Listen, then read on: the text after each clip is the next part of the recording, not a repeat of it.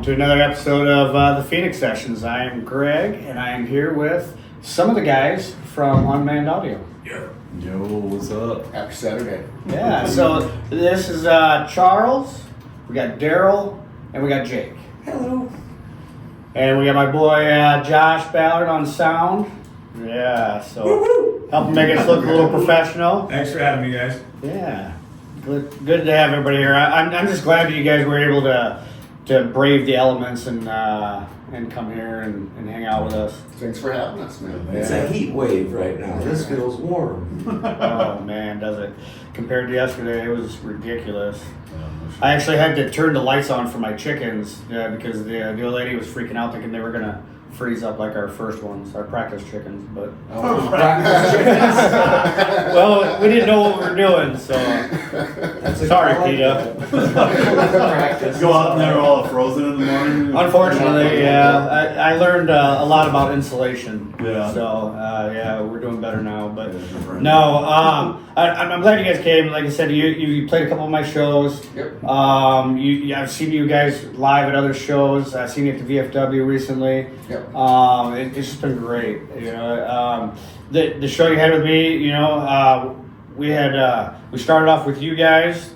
And we worked all the way up to like some harder stuff, and it worked out perfect. I mean, it was just a perfect combination. It was a nice, diverse lineup, which is what I really enjoy playing. Yeah.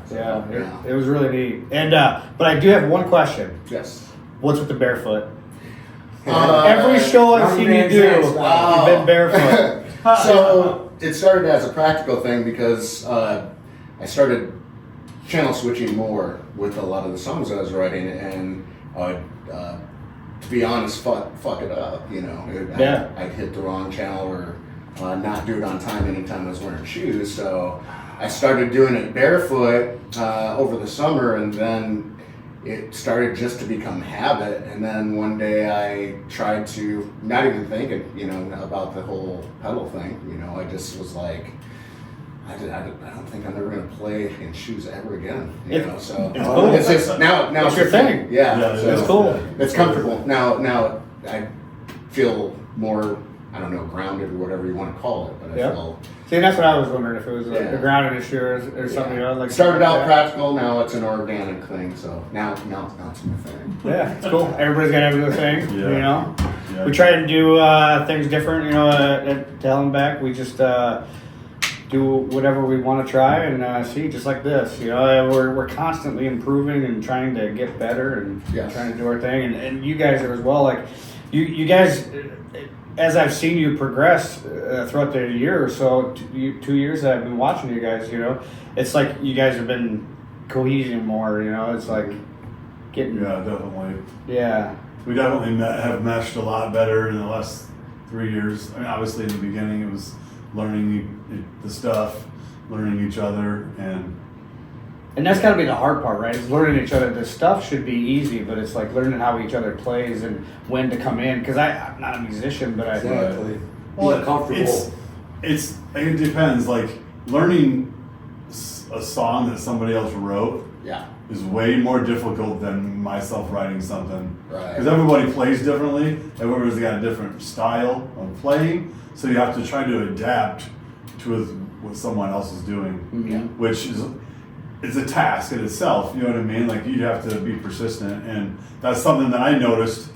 Even just we're writing in the middle of writing some new stuff, and like we had practice last week. Like I'm weird. I write weird stuff. You know, and I felt like before we left practice, like it was.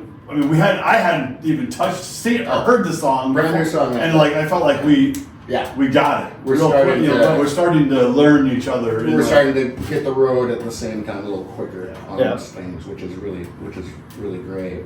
The show that you threw that we played in June, we had played the Octopus down in Cedar Falls. So the shows in a row. By the time we got to that show, I felt that we were really tight and we were playing really well and we were comfortable, and we got to play in front of a different crowd than we normally do, which is once again where I give you credit for bringing this diverse crowd of people to these shows that get to experience something new that they haven't seen, and we get to see new crowds in that way. The opportunity for the youth to get to go to see a show, you know, which is a great thing. And that's why all my shows, I'm always going to try to be all ages, because I grew up watching music, you know, Neutral Red back in the day. Yes. I remember growing up watching them playing, you know, for like different events and stuff, and it was just amazing, you know, watching that, you know. So that's why I try to, like, I love seeing the younger crowds. You know, I've been to so many shows where it's like you get the younger crowds and you got the older ones like us, you know, and the in between, you know. And so it's just amazing. So yeah, thank you for doing that, and I hope you continue to do it, you know, because that's been a great thing for not just our band, but the other bands in the area that have benefited from getting to get on a stage and be seen. Yep. Well, and that's kind of my thing is, you know, I don't play, and, you know, I was like, I wanted to do something for the scene, you know, and help, because it seems to me like it was in an ebb and flow, like it always has been. Yeah. And we were kind of at that ebb, you know, it's like, it's just not flowing right, you know. So, and I got tired of driving to the bigger cities, you know, to see bands and stuff, you know. So I was like, let's just put something together in North Iowa, you know. Let's Make them come here and see what we have to offer, what we're doing, where it's really at.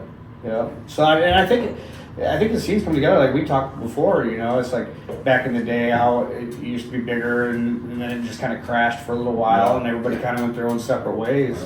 You know, I think a lot of it, what we need is the stigma to go away, you know, which a lot of these venues that when I put on these shows, they don't know what to expect from these shows, and then they all come up to us at the end of the night and they're like, that was so amazing. You know, they say about how everybody, you know, they'll be out in the pit and they'll be beating each other up, and then they'll come out and ask for a beer and be like, hey, can I please have a, you know, latte smooth cup with a whatever, you know. I mean, just the way they approach themselves, because that's the way it is, you know. You know, we get our anger and our emotions out in the pit, you know, just how you express it and get it out. Feeling the music, feeling the music, and it's not a positive way. Yeah. Positive way, yeah. Yeah, I think a lot of people don't understand that, and I think that, you know, around here, as we all know, cover bands tend to be the more popular, more favored in this area form of entertainment for a lot of the businesses, you know. So it's easier to sell that to somebody around here, because there isn't really a scene. Like, well, it goes up and down, like we've said before. So by and large, people that are running these shows that have a venue, they don't really know what to expect, so they're going to go with a for sure thing. You play what? Oh, you play the top 40. All right, I'll take you. Yeah.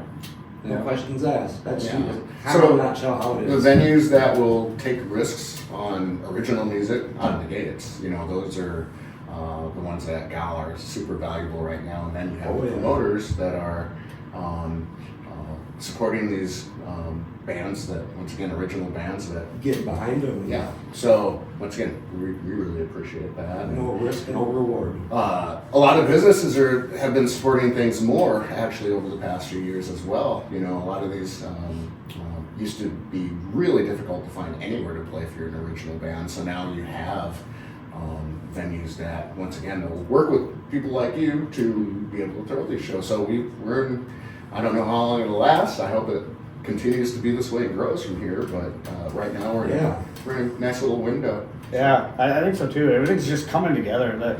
The people are all coming together. They're coming to these shows. We've had people. There was somebody from Ukraine at the Halloween event. Wow. I mean, there's people from Burlington and just places I've never expected. I get this next show coming up February 7th with All Born, Non Grata, Visions of Terror, Switchblade Saturdays, and St. October. It'll be at the North Iowa Event Center at the Olson Building. And I just talked to a guy that's coming from Kansas. And, I mean, just everywhere, all over. It's just amazing. Yeah. And they're coming to North Iowa to. I mean, there should be a music scene around here. We've got the surf ballroom. I mean, with the history, music history there and everything, but you can't keep, circling around to that one thing that happened in 1959. I mean, yes, it's a cool place and everything, but we need new, fresh, you know. Yes. That's what, you know, putting the scene together and helping out where we can is. Hopefully it's making an impact, you know, and hopefully we can get more venues to open up, like and allow us to start putting on shows. Because for me as a promoter, that's kind of the hard thing right now. Yeah. You know, we've got some other options, but it's hard to, like, you know, without sponsorship, pay the bands. You know, we've got East Park, we've got the Pavilion. The Pavilion's nice. You put on Local Palooza. Oh yeah. Yep. That was amazing, you know. But without sponsorship, you know, it wouldn't have happened, you know. So shout out to those sponsors and stuff too. But like you said, a lot of sponsors. When I put on that Halloween event, I think we had 17 sponsors. Yeah, that's awesome. Yeah, 17. Yeah. So I know, like when I did that Local Palooza, you know, I think I had a sponsor, but you know, sometimes when you do something like that, you do end up maybe like. I put a little of my own money out there just because, you know, like when you're bringing a band from out of town in, you know, like I know some of them want something, you know what I mean, because they have to travel here, whether it's just gas money or a couple $100 or whatever, you know what I mean, just it's definitely hard, right? I mean, you're in a predicament of like, but you're doing a good job. I mean, thanks. You're doing a good job. We're trying to do everything we can, you know. I've got a lot of stuff. I'm always constantly trying to put shows together. I'm always trying to keep.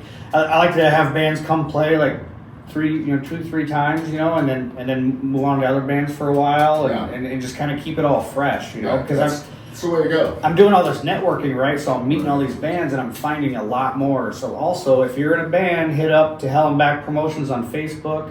And let me know, reach out, you know. I'm always looking to put on shows. I've got a show I'm trying to put together May 16th at the VFW in Mason. I just got a band from Kansas, Entropic. They are amazing. Check them out on YouTube.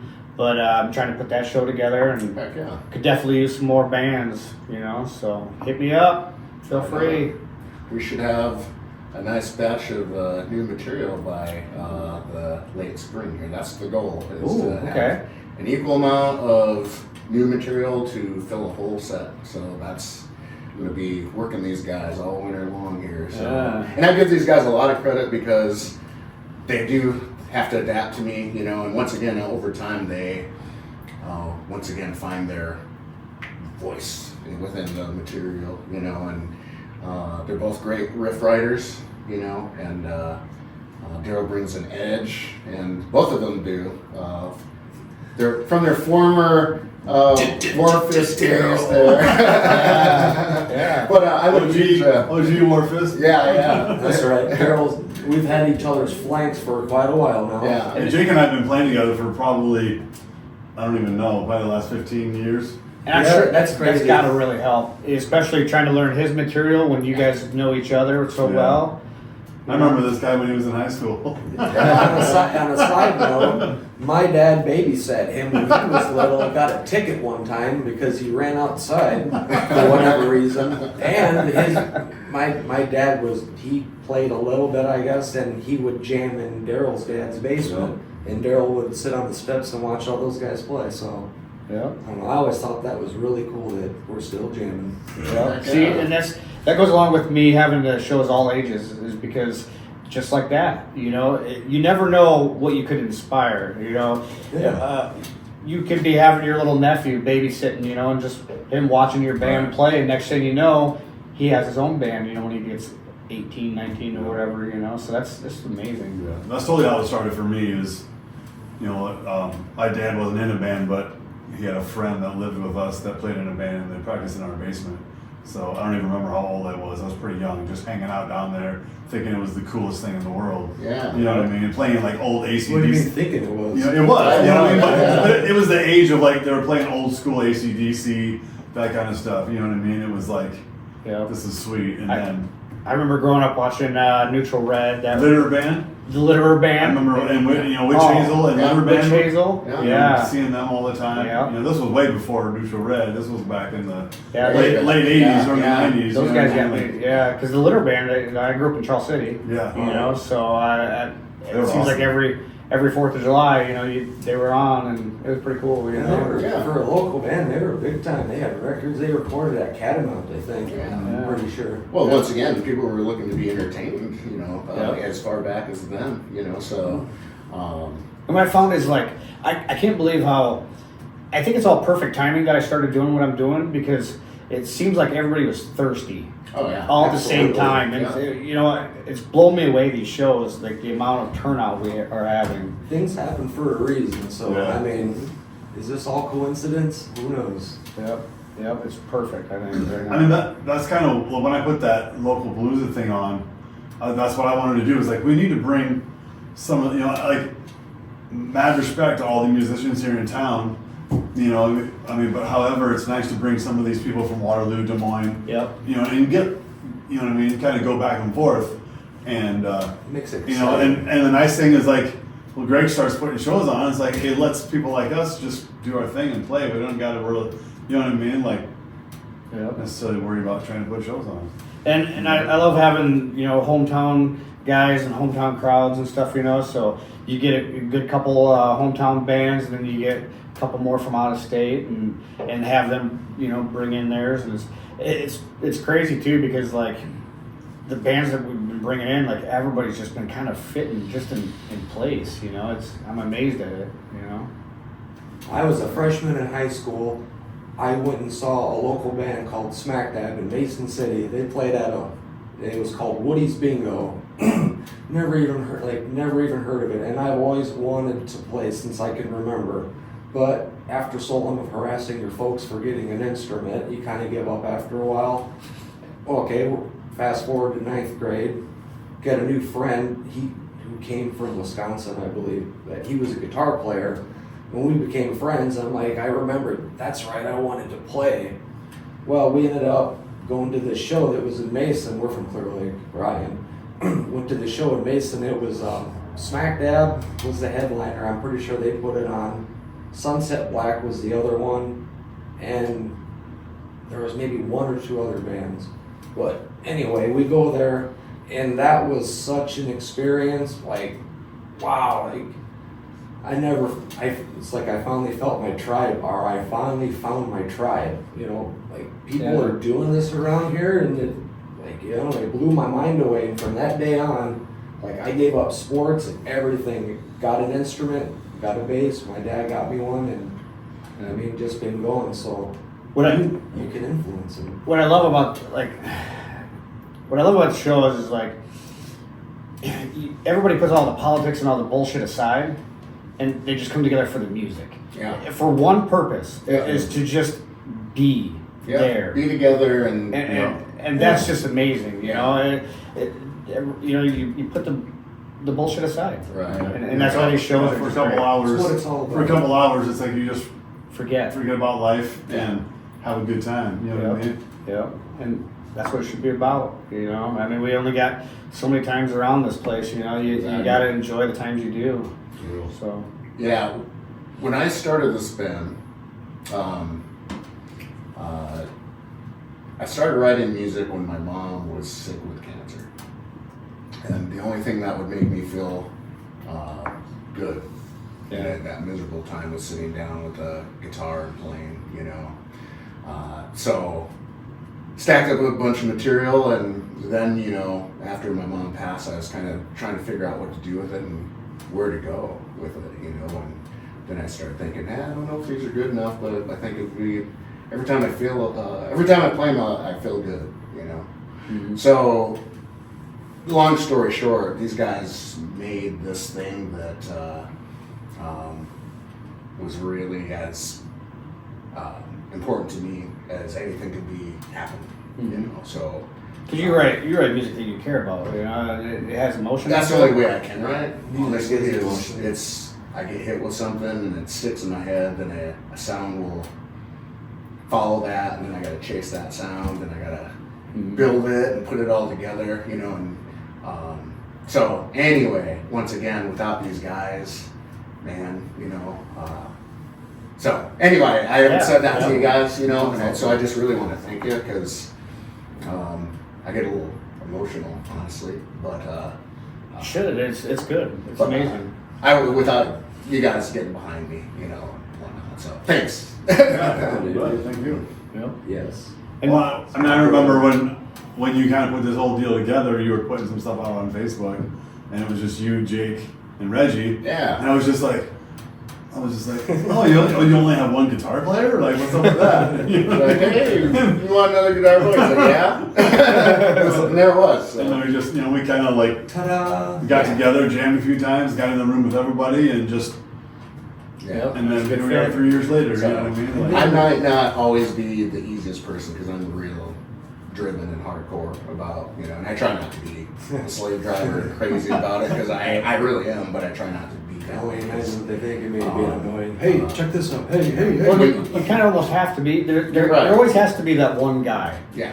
That does that has that mentality where they've got to, that's kind of the way I run things and stuff is I have to be, I'm willing to do it, I'm willing to put myself out there and be the promoter, but I want things done a certain way, my shows and stuff like that, so I totally feel that. I'll stay on my email, my phone, booking, I'll do all that. I'll practice 4 times a week, if I have to do it one-on-one with 3 people and then do a full group, I'll do that. I'll do whatever it takes to make this happen, or keep it happening there. So I'm once again, I don't tell everyone what I do constantly or how much work is in the background, but there's a lot that goes into just having a successful band, and once again, when I was sitting by a pond writing songs, I had no idea that we'd be playing shows or recording or doing any of this, so I got to play with some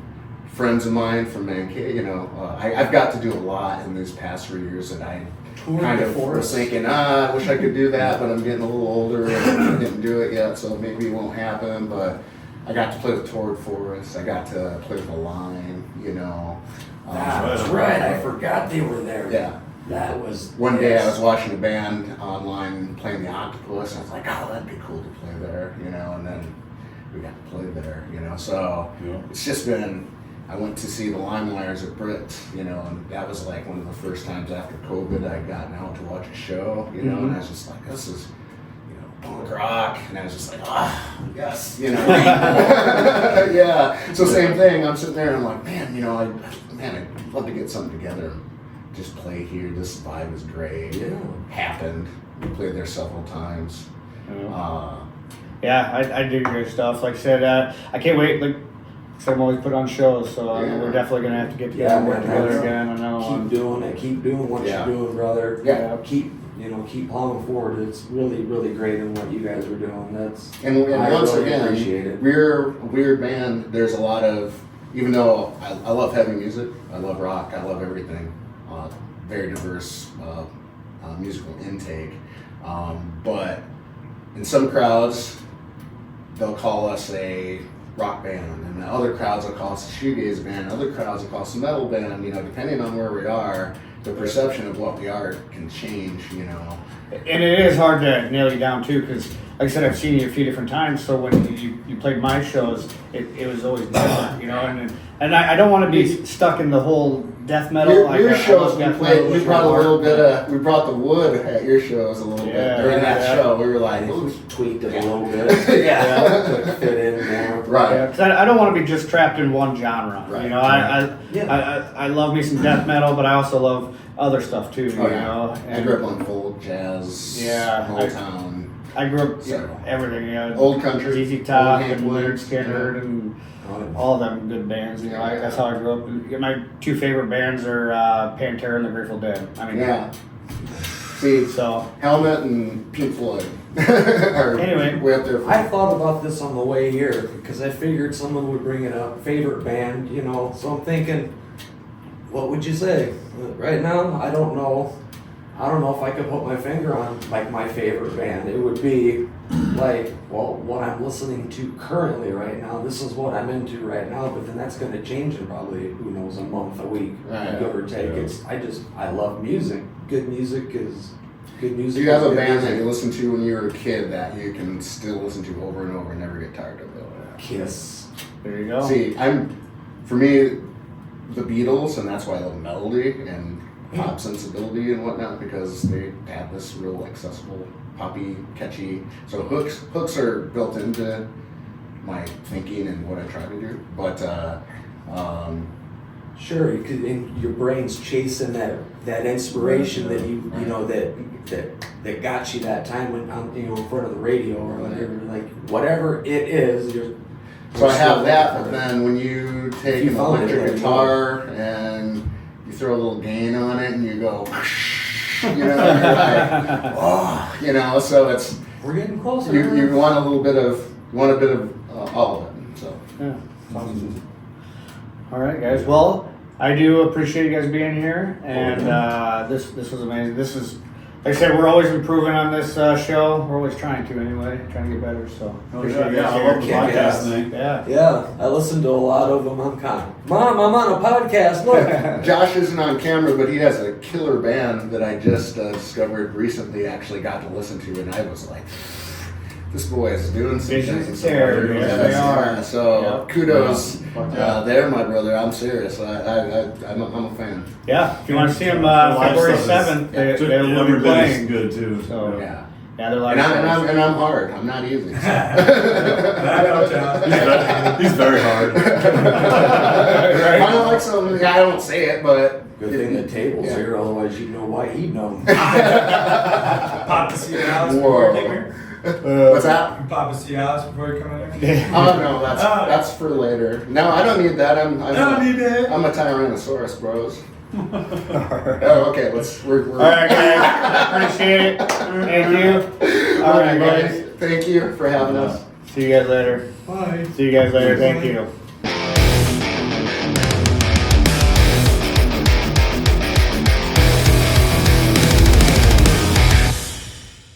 Uh?